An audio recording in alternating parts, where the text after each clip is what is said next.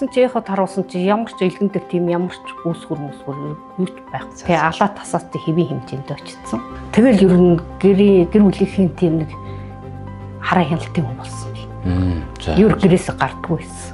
7 хоногт ер нь доотлол нь 2, дээдлэл нь 3 удаа түргэн дууддаг байсан байхгүй. Би ер нь инээдгүй байсан юм бэл. За. Тэгсэн чи инээдэг болсон байсан нэг мэдсэн чи.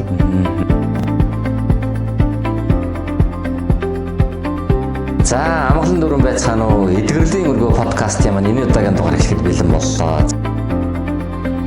Би эдгэрэл улам сайхан гэрэлтэж тэтгэхээр дүүргэх болтугай гэж хүсээрээ. За, амгалан дөрвөн байцгаана уу? Эдгэрлийн өргөө подкастын маань энэ удаагийн дугаар эхлэхэд бэлэн боллоо. За, манай өнөөдрийн зочноор бол танхимын ангид маань одоо туушинд суралцсан Нарантуяа гэх юм бол оролцож байна. За, та маань өөрийгөө бас товчхон танилцуулна уу? Аль нутгийн уугуул, суугуул хүн байгаа билээ та маань. Намайг Цоодлын Нарантуяа гэдэг. Би Үүрангай аймгийн Тарагт сумын уугуул, Улаанбаатар хотын суугуул ийм хүн байна.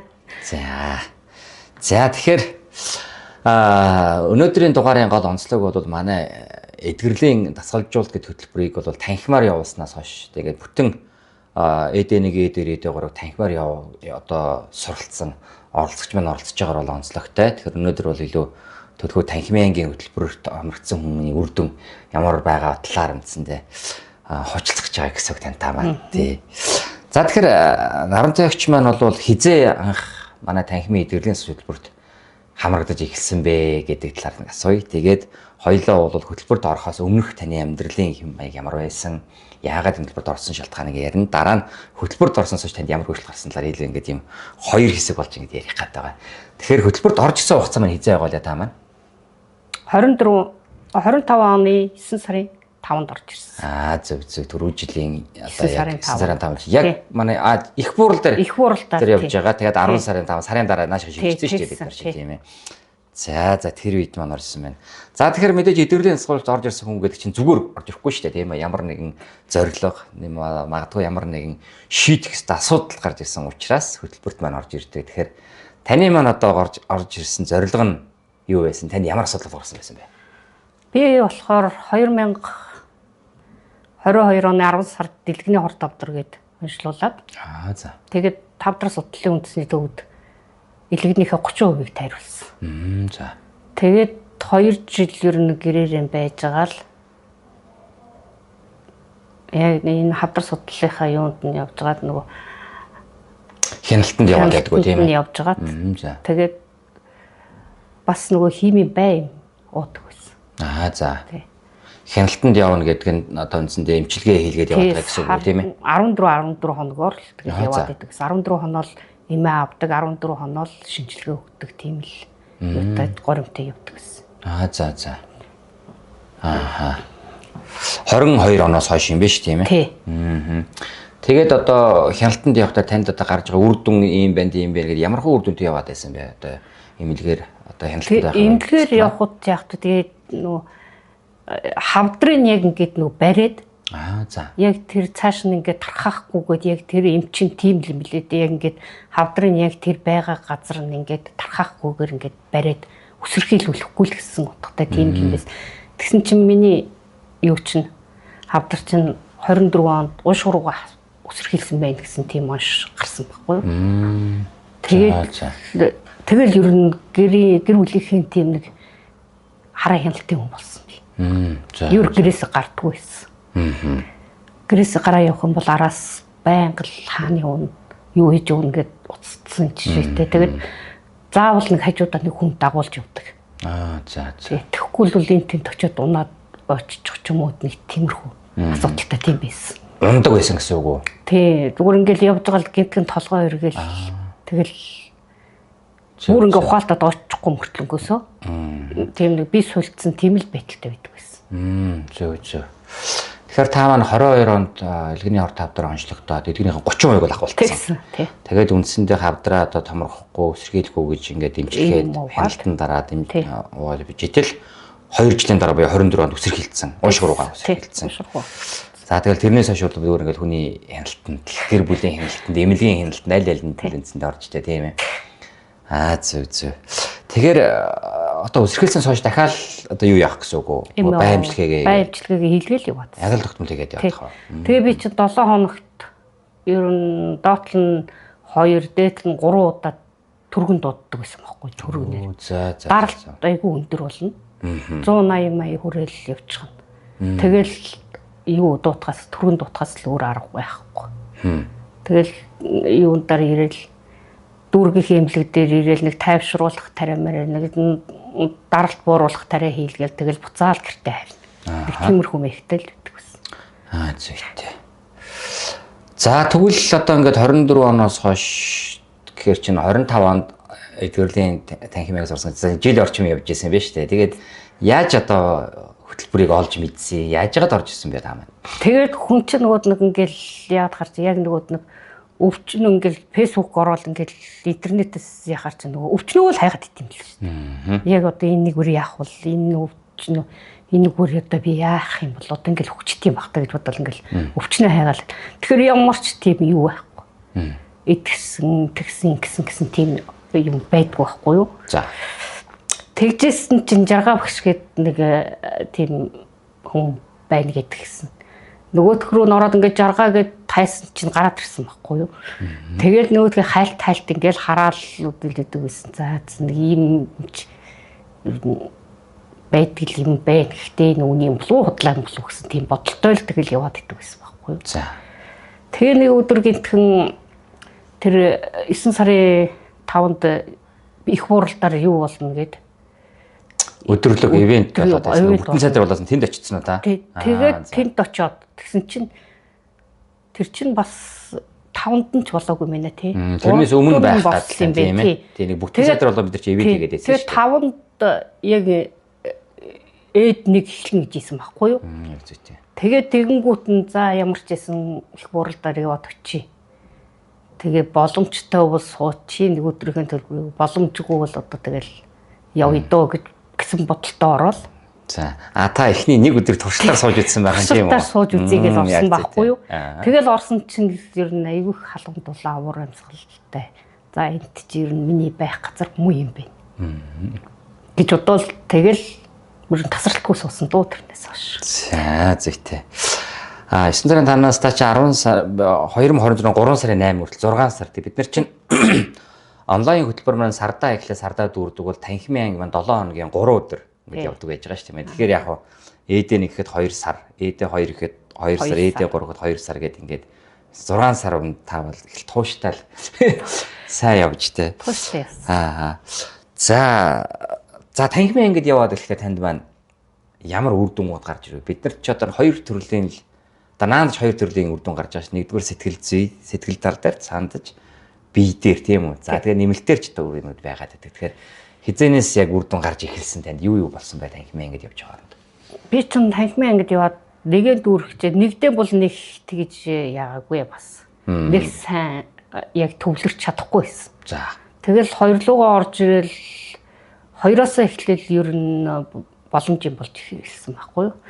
Тэгэл яс чинь би ер нь инээдгүй байсан юм бэл. За. Тэгсэн чинь инээдэг болсон байсан нэг мэдсэн чинь. Инээдэг болсон байсан. Тэгээд айгүй хууртай байсан. За. Уурлал, уцаарлал тэгэл идэг байсан чинь.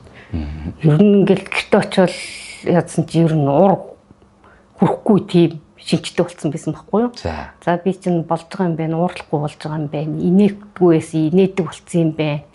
Тэгж бодоос ер инээх уйлах хоёр чинь бас яг ингээд зэрэг үт юм л шүү дээ. Уйлдгүй байсан би. Тэр. Ерөөс уйлж чаддгүй байсан. Тэгсэн чинь уйлдаг болсон байсан. Тэг дуу сонсоод уйлна. Нэг энэ тэнд явхад нэг өрөвдөлттэй юм харагдвал уйлчихна. Телевизээр бас айгүй өрөвдөлттэй кино мөн гарвал уйлчихна. Дуу сонсоол уйлчихна. Нэг тиймэрхүү шинжтэй болсон байсан байхгүй юу? Тэгээд үр дүнгээ мэдэрч эхэлсэн. Мэдэрч тэгэл яг тэндээс өөрийгөө өөрчлөж байгаа юм байна гэдгийг мэдэрч эхэлсэн. Тэгээд нөгөө өдөр болгон хөвчнөө боддог байсан хүн чинь мартцсан байсан төвчөнд ерөөсөө. Би яг тийм өвчтэй гэдгийг мартцсан.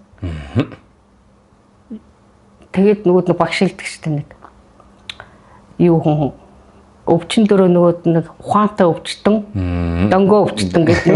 Тий. Ихэндээ ухаантай байсан чинь сүүл рүүгээ тэгээд тэр хоёроос эхлээ би дөнгөө өвчтөн болсон. Ямар ч юм бодохгүй. Тэр фэйсбүүкээс интернетээс ерөөсөө тэгж өвчний тухай ерөөсөө хайхгүй. Тийм болсон байсан. Зүйтэй. За та маань яг танхим анги дээр яг юу болдог талаараа ярьж байгаа шүү. Танхим анги дээр одоо яг ийм байдаг шүү. Мэдээж одоо танхим ангиг сонирхож байгаа хүмүүсээс байгаа бах те. Тэгэхээр танхим анги дээр яг юу болдог, танд яг ямар хүн мэдрэмж төрдгөө, яадаг талаар ингээд бодит танаг жишээ учраас өөрийнхөө тэрний зэлийг олцооч. Та юу мэдэрдгийг танхим анги бас. Танхимын ангид ороод ирэнгүү хичээлдээ өглөө ингээл ороод ирэнгүү чинь аюу сайхан шүү дээ. Яг зориг нэгтэй нөхдөдтэй болцсон. Багш маань чиглүүлээд өгчнө. Тэгээ хоорондоо өөрснөө ярина. Энэ дотор ер нь өвчнийхөө тухай ярьдаг хүн нэгч байдгүй шүү дээ. Ярьдаггүй. Дандаа нэг сайн сайхан юмны тухай л ярьж байдаг ус.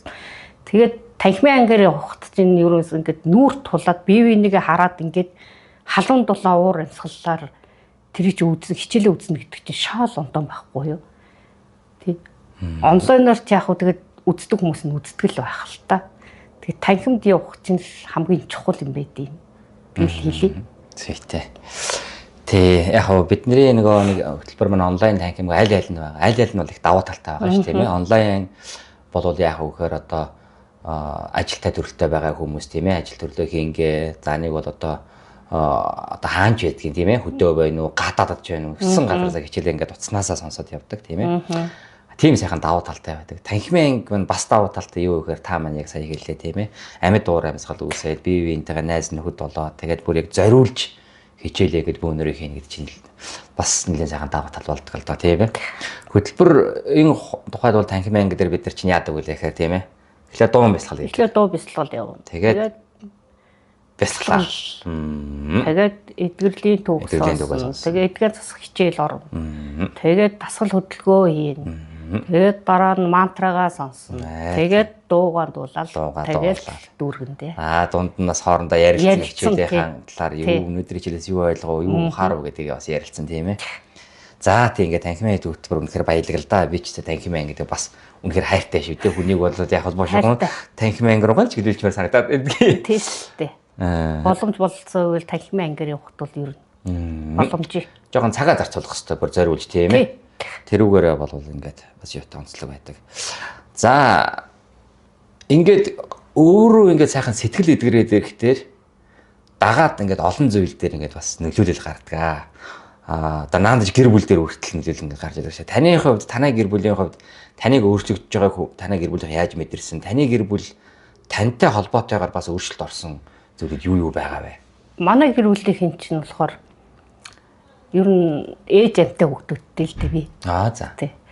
Тэгээд ямар гоё болцсон, ямар сайхан болцсон гэл ингээд хүн амтантай уулзсан ч гэсэн наад нүүр царай чинь ялцал нэг цаанал нэг шал ондоо болчихжээ. Юунд яваад байгаа юм гэдэг. Би одоо анзаарж байна уу? Тий. Тэр 6 багшийн хичээлд явж байгаа штэ би гэл тэгээд. Тэгээ хаваарынхонтой бас аюу их сурчлаа би чинь. Тэгээ манай гэр бүлд болохоор гэр бүлийн уур амьсгал чинь шал өөрөө өөрчлөгдөд ирэхээр чинь шал ондоо болт юм билээ. Тэгээ би хүнтэй сууж муугаагүй байхдаа яг дотоод хумсарта би арх уудаг хүнтэй сууна гэд бүр ингэ захиалцсан байсан юм билээ. Тэрийг мэдхгүй л яваад идвэсэн чинь сүүл рүүгээ манай нөхөр чинь нэлээд нас ихсэн хойно арх уугаад эхэлсэн байхгүй. Тэгээд ер нь 7 хоногт нэг 2-3 удаа уучих жишээний нэг тим байсан. Гэхдээ нэг олон юм ярихгүй. Тэгсэн чинь намайг энэ хичээлд яваад нэг 10 хэд хонсны дараагаар л нэг өдөр ажилдаа явж ирчихэл орж ирсэн. Би өнөөдрөөс эхлээ ерөөсөө арх тамхи хэрэглэхгүй гээл тэгсэн. Тэгэл тэрнээс хойш одоо хүртэл ер нь арх тамхиг хэрэглээгүй. Тэгээ арх ус үний дэргэд очихоор муухай өнөртөж जैन, тамхи татсан үний дэргэд очихоор муухай өнөртөж जैन гэл ингээл тэгээ өөрөө тэгээд идэг болсон. Зүйтэй. Ямар сайхан юм бэ.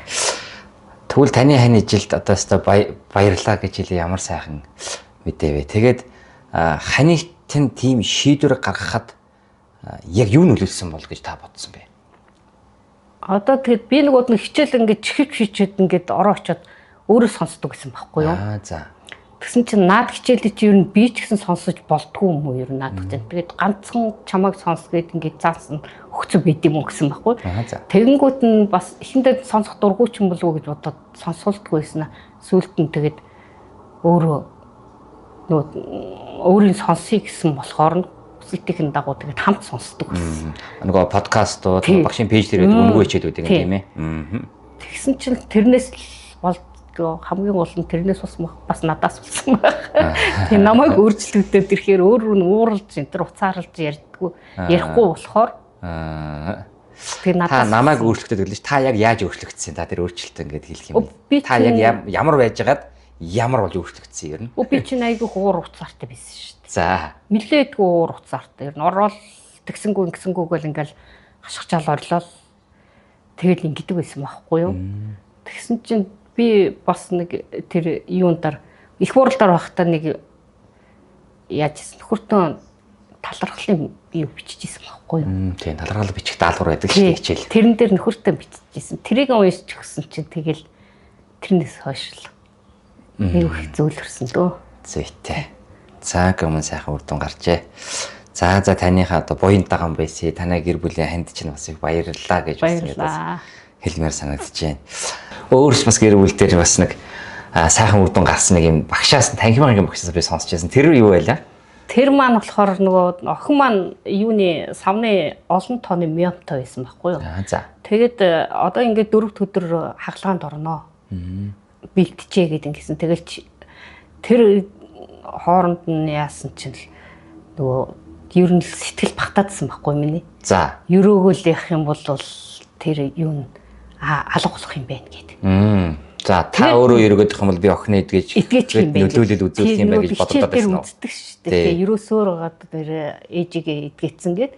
Тэгээ яг тэр шиг өрөөгөөдөө миний охины мям ер нь хагалгаанд орох хэмжээний болохгүй юм байна гэдгийг мэдээд. За. Тэгээд өрөөч хэлсэн охиноо. За. Тэгэл өрөөгөл яасан чинь нөгөө хагалгаанд орохын урд өдөр шинжилгээ өгөөд тэгээ шинжилгээ өгөө яасан чинь үн чинь олон тооны мям байсан чинь 4 хүн ширхэг болцсон байна шүү дээ. Энэ яагаад ингэсэн юм бол гээд ингээд яагаад ингэ. Тэгээ хагалгаанд орохын ямар ч шаардлагагүй болсон байна. Тэгээд хагалгаанд ороогүй шүү дээ. Та тэгэхээр хэр хугацаанд яасан гэсэн үг охиныхаа төлөө одоо 2 сар гарантай л. Дуулаад тэгэл одоо яатсан юм байна тийм үү? Тий. Ерөөдсөн байхгүй юу?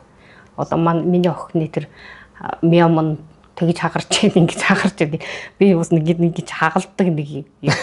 Бас аргатай. Нөгөө бөмбөлөг байдаг шүү дээ. Бөмбөлөг. Тэрийг нэгийг нөхөртөө бариулчихсан. За одоо нэг хагарлаа, 2 хагарлаа гэд ингээд хоёулаа ингээд зэрэг ингээд хаглаад байсан чинь. Ястаа гоё арга шүү дээ. Бид нэр ухамсар гэж үнэхээр яг энэ квант төвшөнтэй бол бидний юун дээр төвлөрн тэр бол биелэх нь одоо шинжлэх ухаанаар амтлагтаад байгаа шүү дээ. Тэгэхээр яг тэрийг хүн ширхэлд үлдсэн байна. Та охиндоо хэлсэн тэрийг. Хэлсэн байгаа. За. Аав нь гэсэн тийм юутай байсан байхгүй. Тэгээд сэтгэлээр ерөөсөө унчлахгүй. Ээж нь ингээд итгэрсэн байгаа чинь тэрт наадах чиний наадах нь юу ч биш шүү дээ гэд ингээд охиноо бас зоригжуулаад тэгэлсэн байхгүй. Охин нь яаж үлээж явах вэ тэгэхээр? Манай охин ч ер нь над шиг шүү дээ тийм шулуун шудрах. Тий. Тэгэхээр за гайхалтай юм байна. Их хүрийн харилцаа, их хүрийн хүн холбоо, ихийн эрүүл гэдэг ёсл ийм л хүчтэй л байдгийг нэг жишээ тань дээр одоо би бол нөлөөлсөн гэдэг би итгэлтэй л байна. Баярлалаа. Тэгээ та хөтөлбөрт орж ирэхээс өмнөх бол нөгөө нэг хяналтанд явж байгаа. Одоо ч гэсэн хяналтанд явж байгаа гэж бодож байна юм ээ.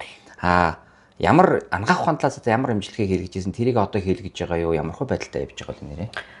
Гэхдээ одоо эмээ ухаан байсан шүү дээ. Ер нь нэгдүгээр дамд юугаан төгсөөл эдгэрлэхийн нэгийг төгсөөл тэгэл ер нь эмээ ухаан болсон. Үндсэндээ та өөрөө биеийн байдлыг мэдрээд яасан нь нэг үл эмчийн зөвлөгөөх өнөөр яасан нь өөрөө шийдвэр гаргасан. Өөрөө шийдвэр гаргаад. Би чинь багахан хэмжээний тийм явдаг эмээ сан байлаа шүү дээ. Хаашаа юм нэг ди харин хайрцаг барьцсан. Нэг өтөгдөөгөн тэгэл цүнхэнд байнга зэрэг явдаг байсан. За. Одоо тэгвэл та маань нөгөө уушгил өсгөрхийлсэн байгаа энтрийг одоо яг шинжлэх ухааны талаас бол одоо оншил өгөөж арай амжааг байгаа гэж зүйлсэн тийм. Саяхан нөгөө эхот харуулсан байхгүй би. Тэгсэн чи яхад харуулсан чи ямар ч элгэн дээр тийм ямар ч үүсгэр юу ч байхгүй бай. За тэгсэн үү. Тий элгэний дээдл дотол хоёроос ингээд мэрцлийн аргаар авагдсан бай. Тэр нь тэгээд ийм мохоо өнтгтэй тэгээд тийм өнөөдөр нөгөөдгөө авчрыг гэж замарцсан. Тэгээд ер нь ямар ч өөрчлөлтгүй болсон байна. За. Тэгээ алаа тасаас чи хэвийн хэмжээнд очсон. Шинжилгээгээр тэргээ яатсан уу тийм. Ста тэр чинь ингээ сайхан домөрдөн байж штэ тийм ээ. Тий. За. За ингээд та таныхан буян даган байсан яа да таны яг одоо сэтгэлдээ бид нар чинь ингээд гэрэлгээгээ тусгаад ирэхтэр тэнийг дагаж сэтгэл эдгэрээд бие эдгэрээд тэгээ цаашдаа ингээд гэр бүл ингээд эдгэрдэг олон төрөл дээр ингээд сайхан үр дүн гардаг. Ийм л гайхалтай л үр дүнгууд хүмүүст манлээд их гардаг. Та тэрний нэг жишээ болсон одоо танд их баярлалаа гэж хэлье. За ерөнхийдөө хоёлын ярилцахтаа дуусч байна. Танд одоо хүмүүст тийм үү одоо хинт чим гэр бүлтэй ч юм уу одоо хандаж хэлэх. За энэ хүмүүс нэг ийм их хэлжтэй гэж одоо дотоо байгаа зүйлээ бол та маань одоо хэлж болохоор байна. Баярлалаа. Намайг дэмжиж исэн ар гэрийнхэнтэй баярлалаа. Энд орж ирэхэд 77 уур амьсгалаар хүлээж авсан эдгэрлийн өргөөнийхөө хамт олонд баярлалаа. Тэгээд жаргаа багштай баярлалаа. Өдөнд нь л талархаж идэв. Өдөр болгон талархлын үг хэлж идэг та. За ингээд хоёлын тэрхэн дугаарыг өргөе да. Тэгэхээр өнөөдрийн манай дугаарт бол Нарантай ягч маань танхимын ингээд 6 сарын хугацаатай ингээд 7 хоногийн 3 өдрөөр явсаар хагаад ингээд үргэсэн. Өнөөдөр өөр дээр маш сайхан үр дүн гаргасан. Тэр үр дүнгээ бусдад бас урам зориг болгох энэ ч бас буян шүү дээ. Буян. Ингэж бас тусдаа хуваалцж байгаа танд маш их талархлаа. Таны маань сэтгэл туссан гэрэлгээгээ твдлэхээр дүүрэх болтугай гэж хүсэн өрөөё. За гэлалаа. За баярлалаа.